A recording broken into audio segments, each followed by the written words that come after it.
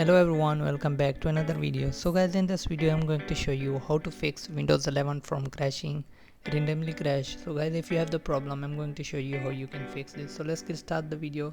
So first of all guys, open the app option, then click on setting. Then guys, you need to click on the display option right here on the system. Click on display option. The first thing is guys, you need to go to the display resolutions and you need to select the recommended display.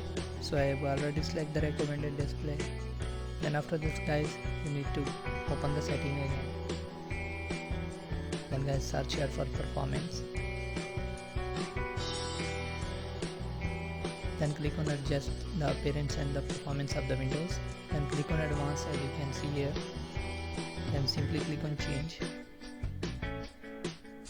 Now turn off the automatic glare. Then click on custom size.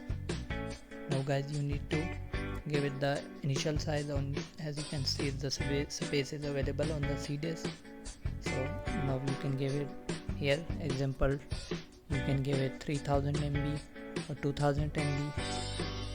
Then simply click on OK. So after this you need to restart your PC and your problem will be solved. So if you still have this problem, let me know in the comment. So thanks for watching guys, see you in the next video.